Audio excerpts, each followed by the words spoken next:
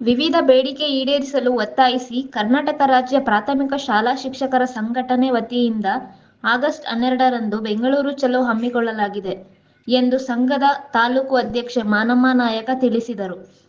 ತಾಲೂಕಿನಿಂದ 672 ಶಿಕ್ಷಕರು ಬೆಂಗಳೂರಿನ ಫ್ರೀಡಂ ಪಾರ್ಕ್ನಲ್ಲಿ ನಡೆಯುವ ಪ್ರತಿಭಟನೆಯಲ್ಲಿ ಪಾಲ್ಗೊಳ್ಳಲಿದ್ದೇವೆ ಎಂದು ಸಂಘಟನೆ ಜಿಲ್ಲಾ ಪ್ರಧಾನ ಕಾರ್ಯದರ್ಶಿ ಸಿದ್ದಲಿಂಗಪ್ಪ ಮುರಡಿ ತಿಳಿಸಿದರು. ಈ ವೇಳೆ ಶಿಕ್ಷಕರಾದ ಪ್ರಭಾಕರ್ ಕುಲಕರ್ಣಿ, ಅಂಬಮ್ಮ, ಹುಸೇನ್ ಬಾಷಾ, ತೀರ್ಥನಗೌಡ, ಸುಧಾ ಎನ್ಸಿ, ನಿರ್ದೇಶಕರಾದ ಅಶೋಕ ಗಾಜಿ, ಜ್ಯೋತಿಲಕ್ಷ್ಮಿ, ವೀರೇಶ ಸಾಸಲಮರಿ, ಅಮರೇಶ, ಆದೇಶ, ಸರ್ವಮಂಗಳ, ಮಂಜುನಾಥ, ಶಂಕರ್, ಬೀರೇಶ್ ಸೇರಿದಂತೆ ಅನೇಕ ಶಿಕ್ಷಕರು ಪತ್ರಿಕಾಗೋಷ್ಠಿಯಲ್ಲಿದ್ದರು.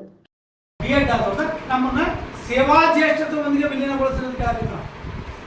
ಏನು ಕೇಳ್ತಾರೆ, ಸೇವಾ ಜ್ಯೇಷ್ಠತೆ ವಿಲೀನಗೊಳಿಸಿ ನೀವೇ ನಮಗೆ ಇಂಕ್ರಿಮೆಂಟ್ ಕೊಡೋದು ಬೇಡ, ಅಥವಾ ನೀವು ಹೆಚ್ಚಿನ ಸಂಬಳ ಕೊಡೋದು ಬೇಡ, ನಮ್ಮನ್ನು ವಿಲೀನಗೊಳಿಸಿ.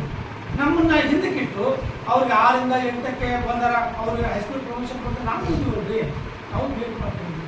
ನಾವು MA ಮಾಡೋದು, ನಾನೇ MA ಕನ್ನಡ ಕನ್ನಡ ಪ್ರಮೋಷನ್ ಒಂದು ಮುಖ್ಯೋಪಾಧ್ಯಾಯರಾಗಿ ಬರ್ತೀನಿ, ಉದಾಹರಣೆ ಹೇಳಿಬಿಟ್ಟಿದ್ದೀನಿ.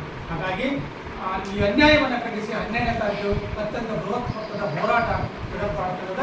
ದಯವಿಟ್ಟು ಇದನ್ನು ಪತ್ರಿಕಾ ಮಾಧ್ಯಮದವರು ಮಾಡಿ ನಾನು ಮಾತನಾಡ್ತೀನಿ.